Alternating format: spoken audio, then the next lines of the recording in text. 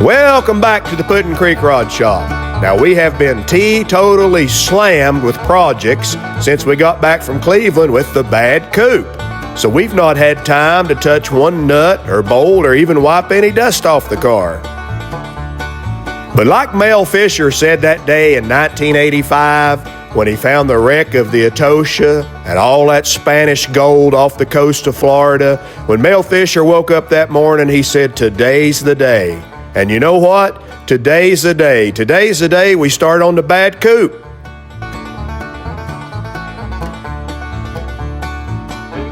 Now, when we bought this car from Don Moyer, he told me this engine has not been fired in several years. So before we even attempt to fire it up, let's make sure it's got some oil in it.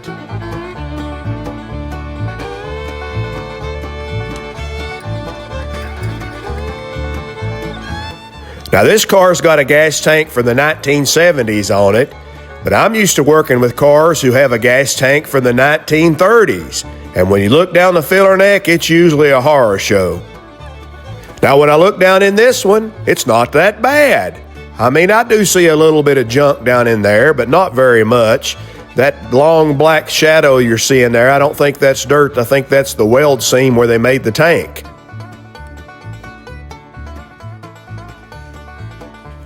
The tank may eventually have to come out and get cleaned. I don't know. I didn't see any major rust scale or anything floating around in the tank. I mean, it looks pretty decent. The trash that I did see in the tank was real fine. The fuel filter should catch that little bit of stuff. Now, I know I'm going to get 42 different comments telling me I'm using the wrong kind of gas jug to fill this baby up. But this is the only gas jug I have on hand, so this is the one it is. I'm being super careful not to drip any gas on this 1970s white fur.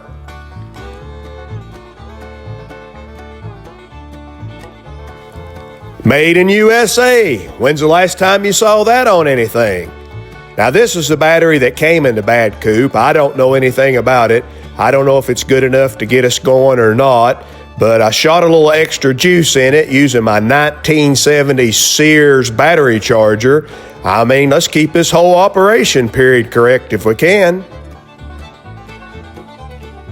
I cleaned the battery post really good, and I cleaned the ends of the battery cables really good. I want to give this thing every chance in the world of starting, or at least sputtering, or firing a half a cylinder or something. I just want to hear it make some noise. Now, before I do anything, before I even touch the ignition key, I want to go ahead and pull off this Hilburn air scoop and get it out of the way so I can look down in the carburetors and see what they look like. And also, I'm going to go ahead and squirt a little juice in the old carburetor side bowls here, prime them. Give us every chance in the world of getting this party started.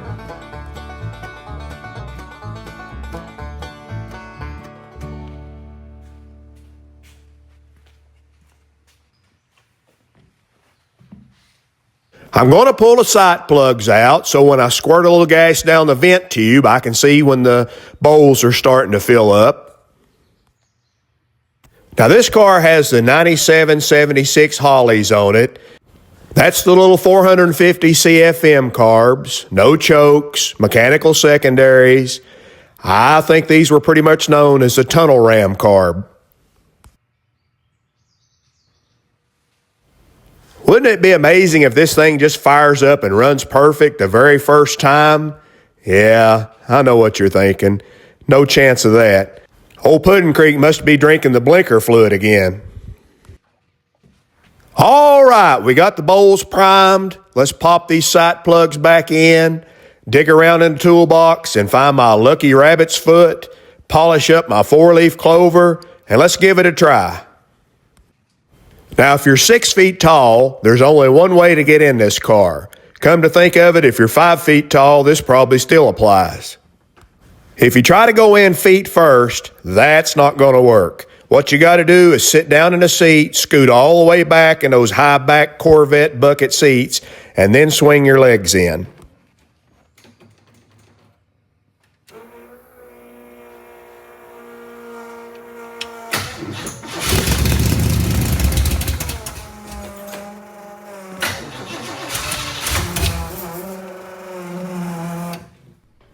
It's probably about this time you're wondering, why did he shut that fuel pump off so fast? Well, just about the time I was thinking, this car's actually going to run. I think it's going to happen. I looked out through that chopped windshield, over the cowl, and you know what I saw? Gas spewing out of the top of the carburetors like I've never seen before. So I get out and walk around the other side of the car so I can surmise the situation.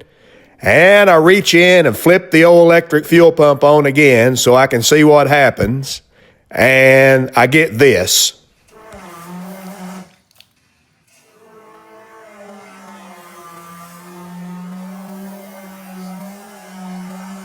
Now, I've been busting knuckles on old cars for a while now, but I ain't seen nothing like this since Dylan went electric.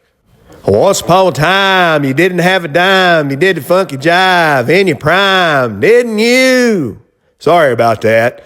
The gas fumes are starting to get to my head. My initial thought is it's got to be the needle and seat. I mean, this car's been sitting for years, so the gasoline's probably turned to varnish, and it's got the needle seized up, and it can't go up and close off the fuel to the seat. And then I got to thinking it could be it's pulled some junk out of the gas tank, and the junk has lodged between the needle and seat. Either way, I got to pull the needle and seat out and clean them, and I'll bet I'll be back in business. So I get them out and check them out. They actually don't look very bad at all. I clean them with a little carb cleaner and blow them out with an air hose, make sure the needle's nice and free in there. Put both assemblies back in the carburetors, and then flip the electric fuel pump on for a test.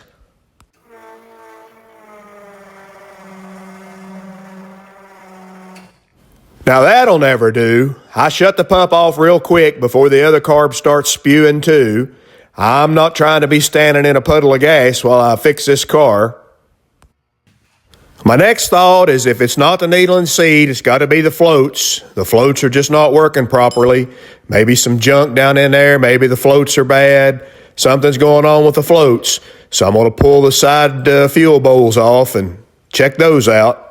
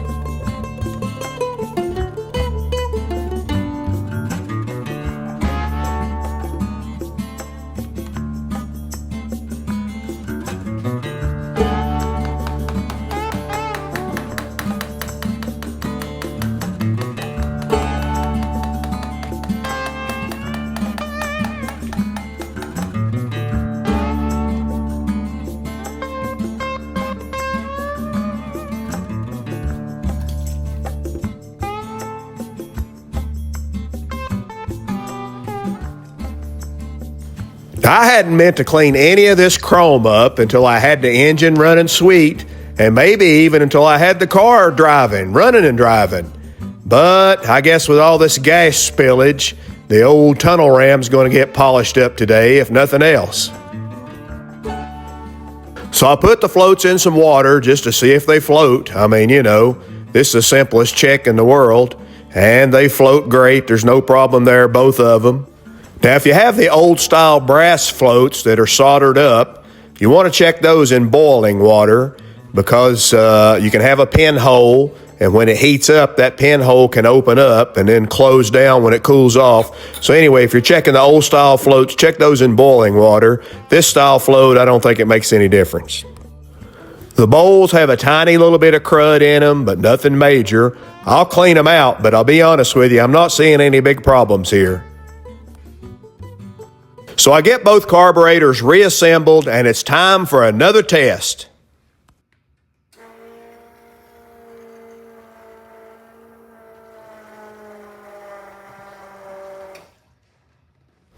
Well, it was at this exact time that the little woman showed up with a package, and I couldn't swing the camera around fast enough. But what you guys missed is she walks in the shop door and she says, "What in the world is that smell? The whole shop smells like gasoline. You're going to die over here. Doesn't that smell bother you?" And I said, "No, not really. It just makes you sing Bob Dylan songs." And she says, "What?" I said, "Never mind." Hey, we have a new piece of mail today. I have been drug over here in the gas fumes to open this up for you. I can't believe that people send us things, but we do appreciate that. This is from Milt Larson. He makes art pieces out of pistons. And we're going to open it up and see what it looks like. Somebody commented on last week's video and said, "Boy, the little woman sure is slow about opening these boxes." Well, that's because she's got a little PTSD over using a knife. You see, there was an incident with a brownie pan. She made a pan of brownies, and the brownies kind of stuck to the bottom of the pan. So she took her left hand and got a death grip on the brownie pan, and in her right hand she had a butcher knife to try to unstick the brownies. Well, long story short, the butcher knife slipped. It went through her left hand. We ended up in the ER. And ever since then, it takes her a long time to open a box. Putting Creek in the little woman.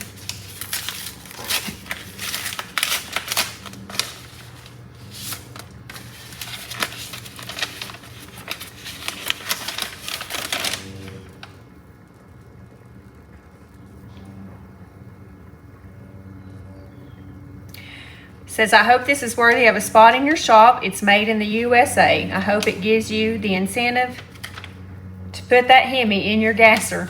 Race cars should have a Hemi engine. If you don't like my art junk, just pitch it in the ravine you talk about.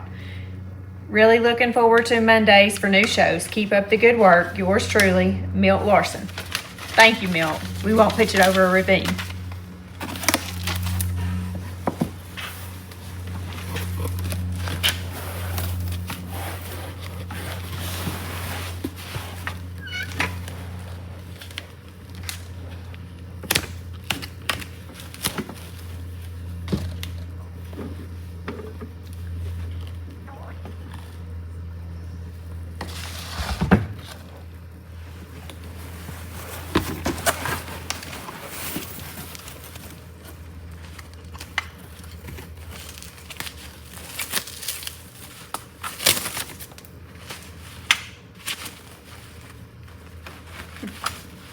It's pretty neat.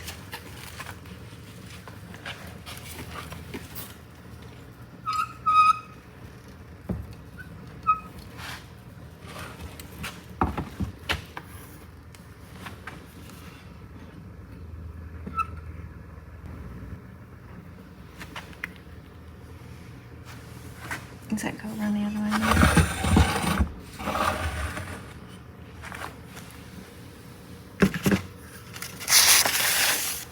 It's pretty cool.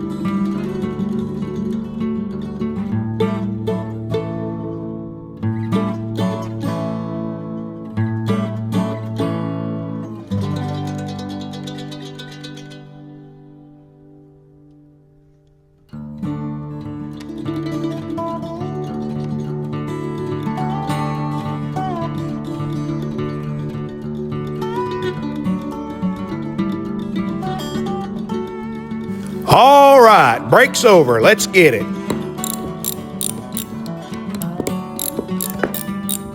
I was just about to start digging in my parts bin for a pressure gauge. I wanted to check and see how much pressure this Holley fuel pump is actually putting out. And then I got to thinking, this Holley fuel pump's not putting out like a fuel pump pressure, it's putting out like Holley pressure washer pressure. I don't even need a fuel gauge. So I got up under the car and pulled the fuel pump off. This is one of the old Holley red fuel pumps. Now, Holley carburetors, they like about 6 to 7 PSI max. And these old Holley red fuel pumps, they're supposed to put out 7 PSI max. So they're matched up just perfect if they're working correctly. These pumps are a rotor vane design. If you've ever took a pneumatic air grinder or a pneumatic air tool apart, it's basically the same design inside. But these pumps have a pressure relief valve, and the relief valve is set at 7 PSI, so the pump builds up pressure. Once it hits 7 PSI, this relief valve should open and stop the pump from building pressure, and that way it doesn't push past the needle and seat in the carburetors and doesn't spew out the top and give your old buddy Pudding Creek a big old headache.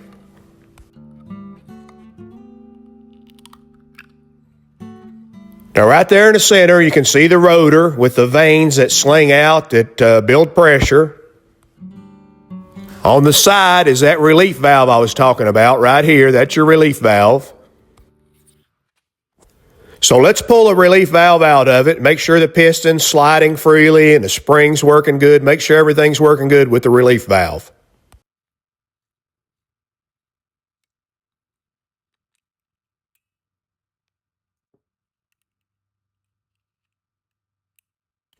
Good googly moogly, that's a problem.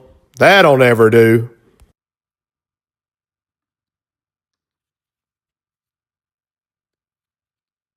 On top of the spring being all messed up, it feels like the piston stuck too, so I'm guessing this relief valve wasn't working at all. Well, I got the piston out, and just as suspected, it's all gummed up with varnish. That's what happens when gasoline sets for long periods of time, and it looks a little gummy down inside the piston bore there. It's kind of all a mess. There's a screen filter here on the side. Let's pull it out and see what it looks like.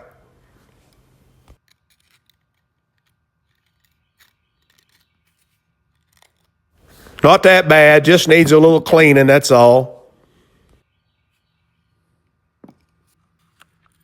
It had one of these plastic see-through fuel filters on it. Somebody put on it back in the day, and it looked like the filter was loose inside, so I cut it apart, and sure enough, it had come completely loose, so it wasn't filtering anything.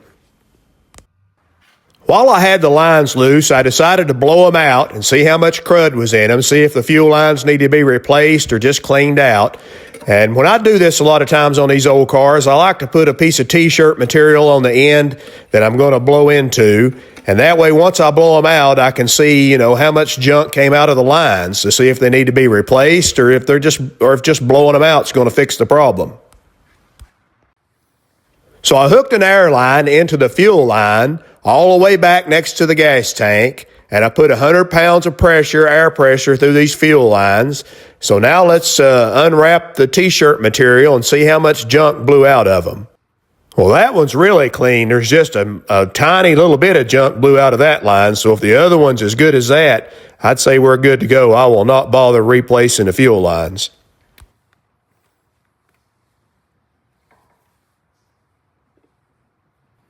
There's a little bit more junk blew out of this line, but still not that bad. I mean, these lines have been on there since the 1970s. That's pretty clean, and I've blown them out really good, so they should be good to go. Since there was a little bit of junk in the fuel lines, and since we've now learned that the fuel filter wasn't filtering anything, and I've pumped fuel into these carburetors several times, basically with no fuel filter, I decided to go ahead and take 10 minutes and pull these fuel bowls off, clean them again, clean the needles and seats again, and put them back on. And that way, when I start putting this system back together, everything from the filter forward is going to be perfectly clean.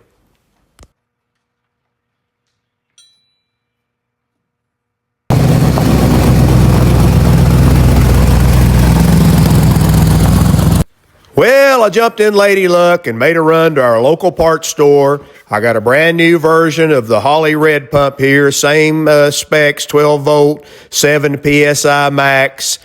I want to see if the pump was what was causing Old Faithful to keep spewing gas up through the carburetors. I'm hoping this will cure the problem. They do make a rebuild kit for the old pump. The local parts store did not have one, so I'll have to order those from Holly. Who knows how long that'd take to come in. So I just went ahead and bought a new pump. I will order the rebuild kit, and I will rebuild the old pump. And later on, I can swap them out if I want to keep the car all original. Either way, an extra fuel pump is no problem to have around here. We've got so many project cars, we're in no danger of having too many fuel pumps. While I was at the parts store, I also picked up one of these Gates brand fuel shutoff valves. There was no shutoff valve on this car, so I'll put this right next to the tank, and that way when I need to change a filter or if I want to change this fuel pump out later on, I can just shut the gas off and won't have to drain the whole tank. Now you guys will remember this had one of these plastic fuel filters on it, and believe it or not, I'm going to put a brand new version of that right back on there. And you're probably saying, Puddin' Creek, are you out of your mind? Those filters are junk, plus they're dangerous. Number one, I agree with you, they are junk. Number two, the exhaust dumps out of the side of this car, so there's no exhaust to melt the fuel filter. But the reason I'm doing this is because the fuel tank has a little bit of trash in it. So when we start running this car, I want to be able to get a visual on how much trash is coming out of the tank and make a decision if I need to pull that tank and clean it. And I can change these out a couple of times and just throw them away and hopefully get all the junk out of the tank and not have to take it out.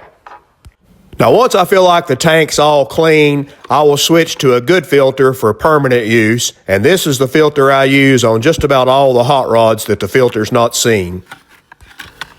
Now, I've used these Napa part number 3033 fuel filters for years on a bunch of cars. They really work good. They're a metal fuel filter. They have a 3/8 nipple, so that you can use them for a 3/8 line or a 5/16. I like to use 3/8 fuel lines on all my hot rods, but if you have 5/16, this will push right up in a 5/16 line too. It's no big deal. Now, you can get these from Napa, but they've got pretty expensive lately. I usually buy them from eBay. You can get them on there in batches of 6 or 12, and they end up being just like $4 or $5 a piece. It's a really good choice for a fuel filter. Now, if you're still using your pocket knife to cut fuel line, like I was up until about a year ago, go ahead and spring for a few bucks and get a pair of these hose cutters. Man, they sure cut nice, and they make a nice square cut. No need to make a ragged, jagged, crooked cut with your case pocket knife. There's a better way to do it now. Well, the new fuel pump's all hooked up, and now the moment of truth. Let's see if it's still going to spray gas to the ceiling.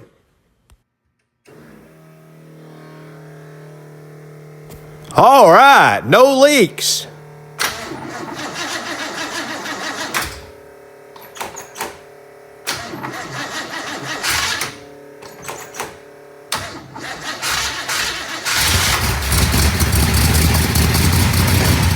Well, it is running now, but not very good at all. I would say it's barely running.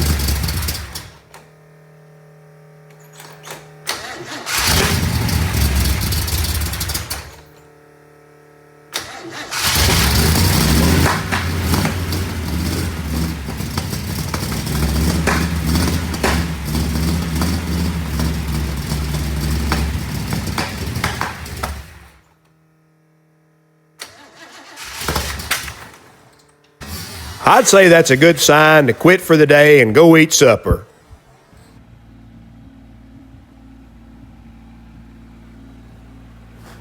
After supper, I decided to work on getting some of this big wood moved. Junior Johnson once said he liked to get every ounce of performance he could out of his race car, and I like to get every ounce of performance I can out of my little John Deere tractor. This was probably a 100-foot tall pine tree that was growing up into the power lines. So the local light and power company, they came and they cut it all down and cut it up into these big chunks, but they left the chunks for me to clean up.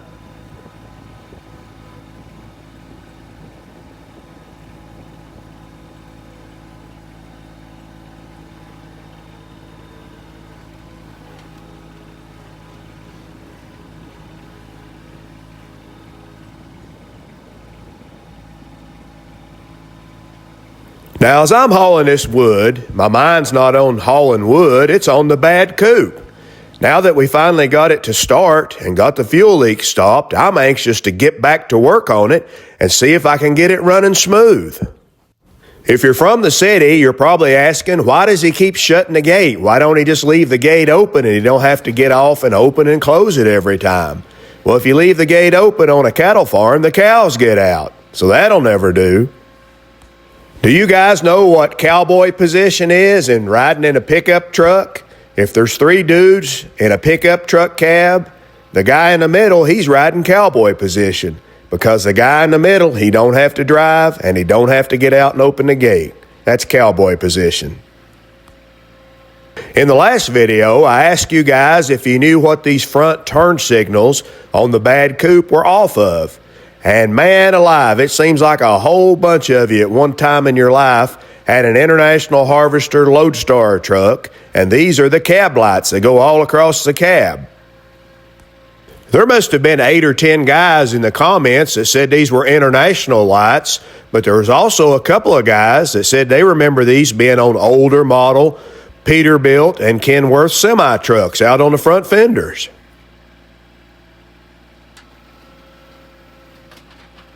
Also in last week's video, I mentioned I did not know what company made the cast aluminum headlight stands. Well, one of you guys commented that the Bell Automotive Company originally cast these in the early 50s, and then they were later on copied by other companies.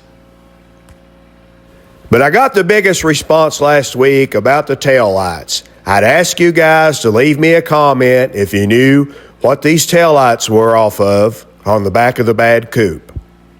And man, oh man, it seems like every hot rodder out there in YouTube land seemed to know what these taillights were off of except for me.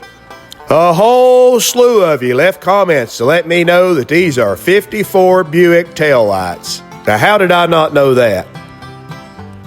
I'm just not really up on mid-century Buicks. Not that I don't like them, I've just never built one, so I've never researched them. But you guys taught me something in the comments this week. As a matter of fact, you guys teach me something in the comments just about every week. There's some really smart guys watching these videos and leaving comments, and you guys know a lot about hot rod history, and like Gene Winfield said, every day's a school day.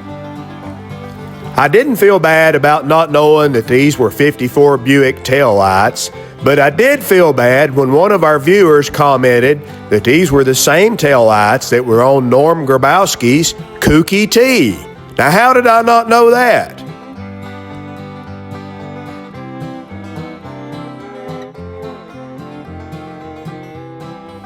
Well, friends and neighbors, I've got about a whole day's worth of wood hauling to do before I can get back to work on the bad coupe. So y'all are just going to have to tune in next Monday to see if I've got it running smoothly or if I burnt my eyebrows off looking over the carburetor while it backfired. You never know. If you like this video, leave me a thumbs up. If you know some hot rod history that you think nobody else knows, leave it in the comments. We'll all learn together. As always, thanks for watching our show, and don't forget to subscribe if you haven't already.